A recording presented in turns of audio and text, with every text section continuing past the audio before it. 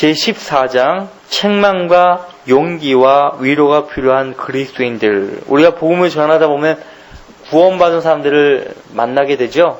근데 대부분의 구원받은 사람들은 어떠합니까? 우리와 같은 동일한 믿음을 갖고 있지 않다는 것을 발견할 수 있게 됩니다.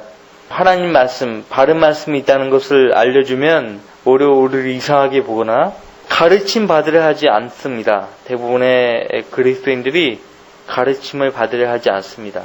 그리고 자기들의 잘못을 알고 있지만 하나님 말씀으로 바로 잡혀지고자 하는 그 의향이 없어요. 의지가 없어요. 하지만 우리는 다른 그리스도인들을 세워줘야 할 책임과 의무를 가진 사람들입니다. 그렇기 때문에 그런 그리스도인들을 만나게 되면 우리가 어떻게 그들을 도울 것인가, 우리가 잘 이 시간을 통해서 많은 것들을 얻게 될 것이에요. 참 중요한 과목이죠. 진짜 그리스도인이기는 하지만 이런저런 이유로 그리스도인으로서 만족스럽지 못한 삶을 살고 있는 사람들과 상담하는 일이 종종 있다. 첫째, 그리스도인임을 공개적으로 고백하지 못하는 그리스도인들을, 그리스도인임을 마땅히 공개적으로 고백해야 하는데도 그렇게 하지 못하는 그리스도인들이 많다. 그런 경험은 물론 항상 만족스럽지 못하다. 사람들 앞에서 공개적으로 그리스도인임을 고백하지 못하는 그리스도인의 삶에서 만족할 만한 진전을 기대할 수는 없다. 이런 사람들에게 사용하기 가장 적절한 성경 구절은 마태복음 10장 32절 33절이다. 그러므로 누구든지 사람들 앞에서 나를 시인하면 나도 하늘에 계신 나의 아버지 앞에서 그를 시인할 것이요, 누구든지 사람들 앞에서 나를 부인하면 나도 하늘에 계신 나의 아버지 앞에서 그를 부인하리라. 이 구절의 의미와 적용 문제는 너무도 분명하기 때문에 더 이상 말할 필요가 없다. 그래서 하나님의 말씀을 기록된 대로 믿었던 그리스도인들은 앞선 믿음의 선배들까지 신약교회의 전통으로 세워졌는데, 그것이 무엇인가 하니까 구원받은 그리스도인들은 어디를 가든지 공개적으로 자신이 믿는 주님을, 또 자신이 어떻게 구원받은가를 시인하고 고백하는 것이에요. 간증하는 것입니다. 공개적으로 증거하는 것이에요. 그래서 꺼리낌 없이 이행해 왔다고요. 더 나아가서 복음을 전파하고 상대방이 그 복음을 진실되이 믿었다면 반드시 그 입으로 말을 할 것이다. 사도 바울이 로마서 10장 9절 10절 말씀에서 제시했던 대로 참으로 예수님이 자신의 구세주이심을 믿었다면 그분을 주님이라고 시인할 것이라는 것이죠. 예, 단순히 입술로만이 아닌 마음으로 믿는 바를 입으로 고백하게 될 것이라는 것이죠. 그래서 공개적으로 증거했고 처음부터 구원받을 때 예수님을 공개적으로 주님이라고 시인하게 했던 것이에요. 이건 성경에 기록된 사실이에요. 오늘날 구원받은 그리스도인이라고 하는 사람들 보세요. 구원받을 때조차도 공개적으로 그렇게 입으로 말을 하지 않습니다. 마음으로 믿은 바를 입으로 시인하지 않아요. 그렇기 때문에 생활 가운데서도 공개적으로 증거하지 못하는 것이에요. 심지어는 어떤 사람은요, 사람들 앞에서 기도를 안 합니다. 먹을 것을 앞에 두고도 기도하지 않고 그냥 먹는 거예요. 왜? 기도하는 것이 부끄러운 거예요. 주님을 믿는 것이 왜 부끄러울까요? 내가 그리스도의 복음을 부끄러워하지 아니하노니? 이런 이 복음이 믿는 모든 사람을 구원에 이르게 하는 하나님의 능력이 됨이라고 했잖아요, 바울은. 그죠? 우리가 복음을 부끄러워하지 않는 이유가 바로 그것이에요. 믿는 모든 사람을 구원에 이르게 하는 하나님의 능력이 되기 때문에 복음을 부끄러워하지 않는 것이에요. 거기 교재에 보시면 또 다른 훌륭한 구절로는 로마서 10장 9절 10절이다. 내가 네 입으로 주 예수를 시인하고 또 하나님께서 그를 죽은 자들로부터 살리신 것을 내 마음에 믿으면 구원을 받으리라. 이는 사람이 마음으로 믿어 의에 이르고 입으로 고백하여 구원에 이르기 때문이라. 자신이 그리스도인이며 마음으로 예수님을 믿고 그분을 구주로 영접했기 때문에 구원받았다고 믿는 사람들이 많이 있다. 그러면서도 그리스도를 공개적으로 고백하는 일이 필요치 않다고 말한다. 위에서 제시한 구절은 이들의 이런 입장이 얼마나 잘못되었는지 보여준다. 얼마 전 자신을 그리스도인이라고 소개하며 진짜 하나님의 자녀라는 소망을 가졌으면서도 삶의 기쁨이 없는 남자가 내게 와서 이런 질문을 했다. 사람들 앞에서 공개적으로 그리스도를 고백하는 것이 필요하다고 생각하십니까? 내가 필요하다고 생각하는 것은 별로 중요치 않습니다. 문제는 하나님께서 그분의 말씀에서 어떻게 말씀하고 계시는지입니다. 중요하죠? 그런 다음 로마서 10장 9절 10절을 제시하고 읽게 했다. 자, 이것이 바로 하나님께서 말씀하시는 바입니다. 그 구절의 의미와 적용은 너무도 분명했기 때문에 그 사람은 더 이상 할 말이 없었고 세상에서 그리스도를 공개적으로 고백하겠다고 약속했다. 자, 보세요. 폭스의 순교서를 보시면 아시겠지만 주님을 공개적으로 증거한 것이에요. 하나님 말씀에 순종한 것이죠. 그죠? 누구든지 사람들 앞에서 나를 시인하면 나도 하늘에 계신 나의 아버지 앞에서 그를 시인할 것이요. 이 말씀이 수많은 앞선 믿음의 선배들로 하여금 화형대에 스스로 가게 한 것이에요. 본인이 스스로 화형대 앞으로 걸어간 것이에요.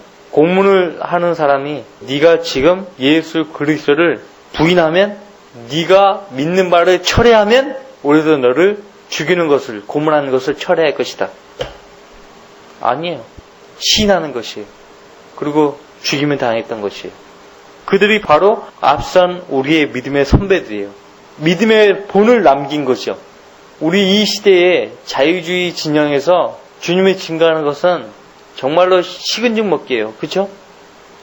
우리는 아무것도 아니에요. 북한에서 공산주의 진영에서 살아남기 위해서 주님을 부인했던 그런 사람들이 얼마나 많은지 아십니까? 그러나 그보다 더 많은 사람들이 영원히 주님과 더불어 기쁨 가운데서 살기 위해서 주님을 시인하는 것을 거리끼지 않았다고요. 요한복음 12장 42절 43절이다. 그럼에도 불구하고 상급가는 중에서도 많은 자가 주를 믿었으나, 주님을 믿은 것이에요. 바리새인들 때문에 그들이 주를 시인하지 못하였으니 이는 그들이 회당에서 추례당하지 않기 위함이라. 이는 그들이 사람의 영광을 하나님의 영광보다 더 사랑하였습니다라. 주님을 믿겠다고 고백하면 유대인 명부에서 제외되는 거예요.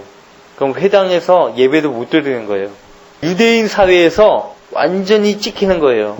다른 유대인들과 살 수가 없게 되는 거예요. 쫓겨나게 되는 거예요. 그것이 무서워서 주님을 믿었지만 주님이라고 시인하지 못하는 것이에요. 예수님 당시에도 있었는데 하물며 지금 얼마나 많은 사람들이 그러하겠어요. 그렇죠? 다른 구절들이 결정적인 역할을 하지 못하는 것처럼 보일 때는 마가복음 8장 38절이 좋은 구절이 될 수 있다. 같이 읽어볼까요? 그러므로 누구든지 이 음란하고 죄 많은 세대에서 나와 내 말들을 부끄럽게 여기면 인자도 거룩한 천사들과 함께 자기 아버지의 영광으로 올 때 그 사람을 부끄럽게 여길 것이다. 제가 성별하기 전에 다녔던 교회가 서울 마포구 서교동에 있었어요. 홍대 입구에 있었어요. 그 청기와 이시장 바로 그 부근에 있었거든요. 근데 말씀 보존학, 그러니까 성경 침례교회는 홍대 입구역에서 바로 그 다음 정거장이에요. 합정역이에요. 대부분의 사람들이 수요 예배라고 하잖아요. 원래는 기도회인데 이제 마치고 그 전철을 타면 어김없이 만나는 사람들이 있어요. 그들이 누구인가 하니까 성경 침례교회 청년들이에요. 지금 그 사람이 누구냐 하면 김윤아 목사님하고 그 두 친구들이에요. 김한수 형제 또 최양 형제라고 있어요. 이 삼총사가 가면서 전철 안에서 설교를 하고 전철 승객들에게 전도지를 나눠주는 거예요. 맨 악함부터 시작하는 거죠. 설교하는 모습도 담대했고 바로 저것이 그리스도인이다. 나로 하여금 도전을 준 청년들이에요. 그리고 나로 하여금 성별할 수 있게 한 어떤 계기가 되었고요. 왜 나는 주님을 믿어서 구원받았다고 하는데 왜 저들처럼 공개적으로 사람들 앞에서 주님을 증거하지 못할까? 왜 나는 용기도 없고 담담이 없는 것인가? 저렇게 해야 되는 것이 마땅한데 제가 또 구원받자마자 성경을 통해서 너무 성경이 어려우니까 국어사전을 옆에 놓고 성경을 읽을 정도였으니까 얼마나 성경 읽는 것이 어려웠겠습니까? 그러니까 성경도 읽었지만은 너무 답답하고 어려우니까 신앙 위인전들을 읽은 거예요. 스펄전, D.M. 무디 읽었는데 거기서 인상 깊은 것은 스펄전 목사가 구원받자마자 그 어린 나이에 택시를 그때는 마차였어요. 택시 승객에게 복음을 전하는 거예요. 합승을 요청하고 합승해도 된다고 하면 합성을 하고 그 승객에게 복음을 전하는데 목표 지점까지 내리지 않고 복음을 전하는 거예요. 그래서 주님을 믿게 하고 구원받게 하는 그 장면들이 나로 하여금 엄청난 도전을 줬어요. 내가 다녔던 교회에서는 즉각적으로 복음을 전해서 믿게 하는 그런 것이 아니었어요. 일주일 동안, 적어도 2박 3일 동안 하루 내내 장시간에 걸쳐서 창세기부터 계시록까지 들어야만 구원을 받을 수 있는 그러한 아주 모순에 빠진, 그러니까 그 사람들이 못하는 것이 이제 임종 직전에 있는 사람을 구령을 못하는 거예요. 임종 전에 있는 사람을 주님 앞으로 이겨오지 못하는 거예요. 성경대로 읽는 사람들은 주님이 가르쳐 주신 대로 하는 거예요. 즉각적으로 복음을 전파해서 즉각적으로 주님 앞에 인도하는 것이에요. 즉각적으로. 복음이 쉽다고 하는데 왜 복음을 그렇게 어렵게 전하는지 모르겠어요. 구원받는 것이 그렇게 쉬운데 왜 구원의 진리를 그렇게 어렵게 전파하는가? 너무 쉽고 단순한데 왜 그렇게 복잡하게 전하는지 모르겠어요. 두 번째, 성경을 등한시하는 그리스도인들을 만나게 되죠. 오늘날에는 예수 그리스도를 믿는다고 고백하고 실제로 구원을 받았으면서도 그리스도인의 삶에 별 진전이 없는 사람들이 많다. 그 이유는 이들이 성경을 소홀히 하기 때문이다. 이럴 때 사용하기 좋은 구절이 베드로전서 2장 2절이다. 갓난아기들로서 순수한 말씀의 젖을 삼아라. 이는 너희가 그것으로 인하여 자라게 하려 함이니라. 개역성경은 구원받게 하려 함이라 이렇게 되어 있자.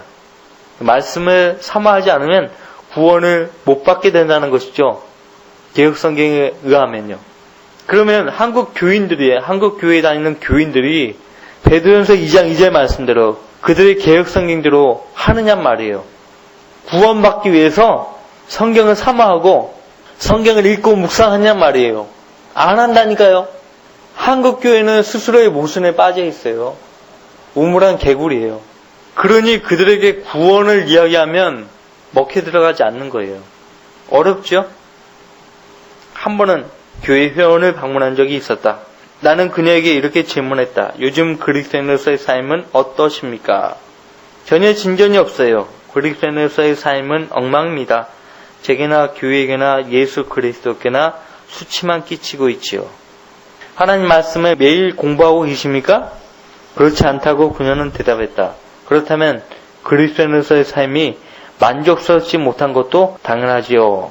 어린아이가 근처에 있는 유모차에 누워 있었다. 나는 그 아기를 가리키며 말했다. 이 아기가 오늘은 매일 2시간마다 우유를 먹다가 내일은 6시간마다 그리고 그 다음날은 전혀 우유를 먹지 않다가 그 다음날은 서너 시간마다 먹다가 그 다음날 2, 3일은 전혀 아무것도 먹지 않는다면 이 아기가 성장할 것이라고 생각하십니까? 전혀 성장하지 못할 겁니다. 죽고 말겠죠.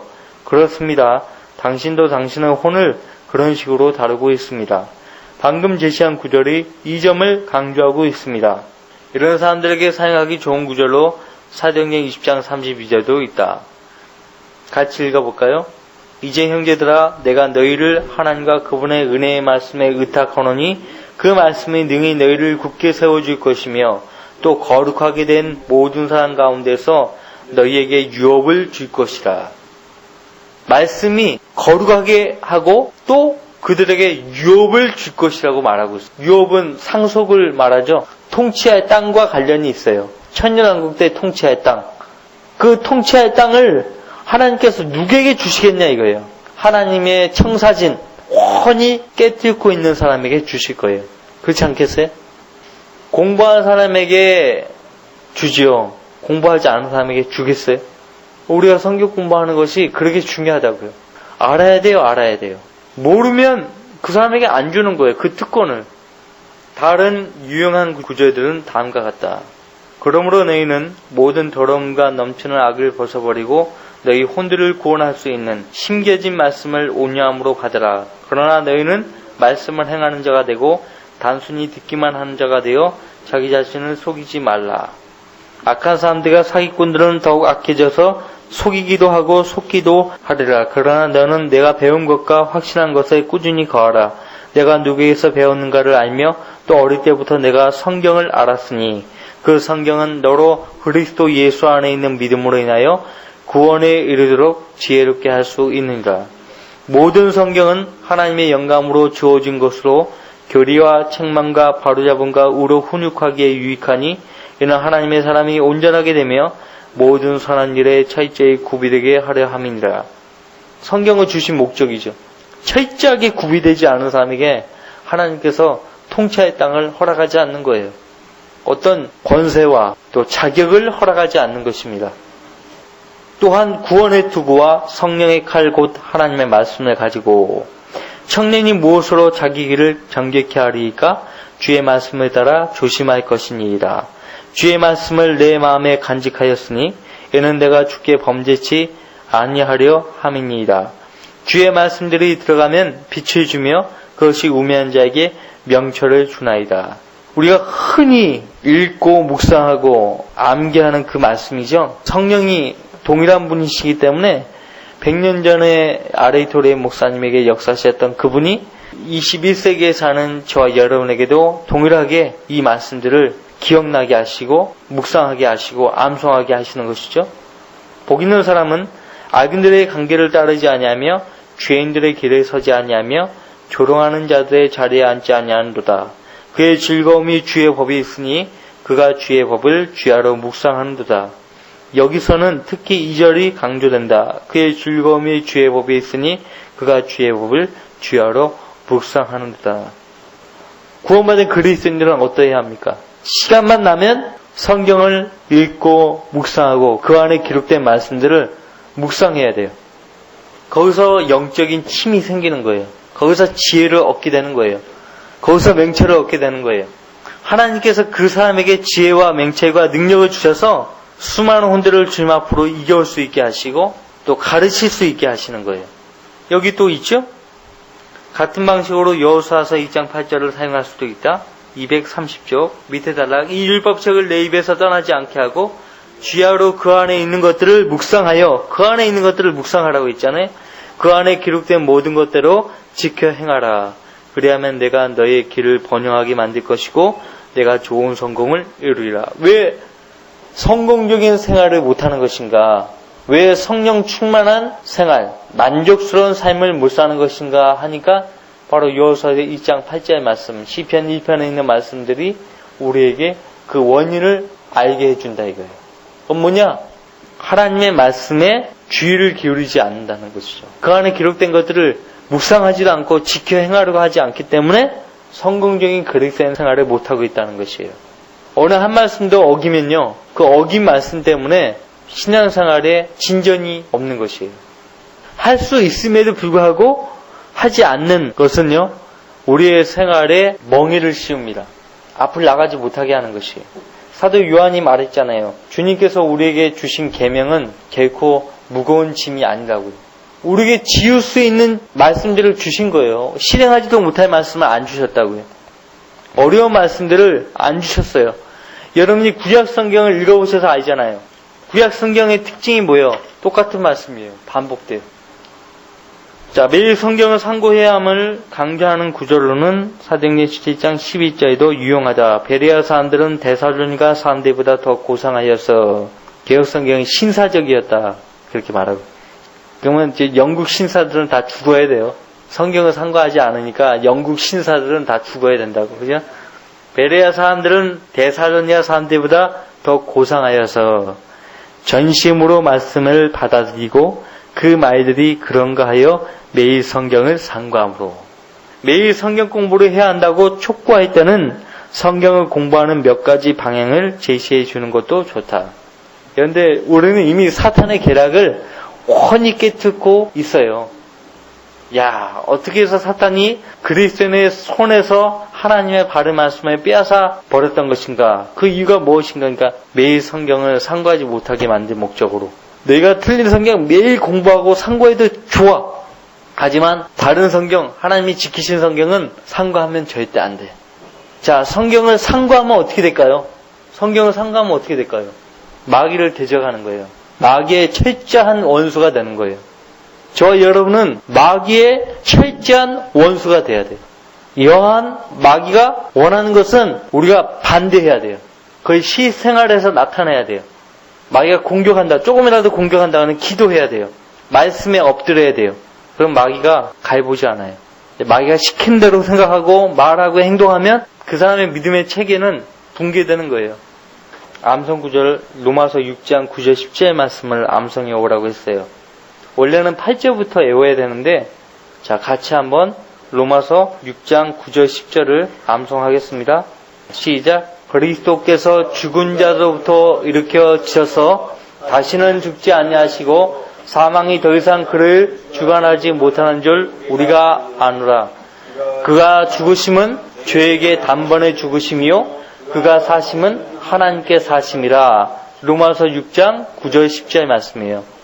그리스도께서 죽은 자로부터 일으켜지셔서 다시는 죽지 아니하시고 사망이 더 이상 그를 주관하지 못하는 줄 우리가 아노라. 그가 죽으심은 죄에게 단번에 죽으심이요 그가 사심은 하나님께 사심이라. 6장 8절 말씀에서 사도 바울이 뭐라고 말하고 있습니까? 이제 우리가 그리스도와 함께 죽었으면 또한 그와 함께 살 줄을 믿으며 라고 했어요. 우리는 예수님과 함께 죽어버린 사람이에요. 죄에 대해서, 우리 자신에 대해서, 세상에 대해서 죽어버린 사람이에요. 근데 자기 자신에 대해서 반응하고 있다. 죄에 대해서 반응하고 있다. 세상에 대해서 반응하고 있다 할 것 같으면 지금 죄에 대해서 지금 펄펄 살아있는 사람이에요. 매일 주님과 함께 죽어야 돼요. 사도 바울은 고린도전서 15장에서 나는 매일 죽노라라고 했어요. 매일 죽어야 돼요. 아침에 눈을 딱 뜨고 하루 일과를 시작할 때 나는 나에 대해서 죽었습니다. 나는 죄에 대해서 죽었습니다. 나는 세상에 대해서 죽었습니다. 그러므로 나는 하나님과 더불어 오늘 말씀에 따라 살기를 원합니다. 그렇게 하고 시작하면 달라요. 그럼 죄가 여러분을 주관하지 못해요. 6장에서 로마서 6장에서 가르치는 것은 뭐예요? 내가 죄에 대해서 죽은 자로 여기라 이거예요. 아직도 살아있지만 죽은 자로 여기고 너희 지체를 의의 병기로 살아계신 하나님께 내어드리라 그렇게 말하고 있어요. 그러면 하나님께서 쓰시는 거고 하나님께 내어드린 그 육신을 죄가 주관할 수가 없게 되는 거예요. 이것이 승리의 삶의 비결이에요. 로마서 6장에 있는 진리는 어렵지 않아요. 기록된 말씀대로 읽고 믿으면 되는 거예요. 아이들도 말썽을 일으키는데 어른도 말씀에 따라 행동하지 않으면 말썽을 일으키게 되는 거죠. 지멋대로 행동하게 되고 그렇게 되는 거예요. 11시에 예배 뵙겠습니다. 다음 주에는 우리가 로마서 6장 23절 말씀을 암송하도록 하겠습니다. 로마서 6장 23절. 자, 그러면 11시에 예배 뵐게요.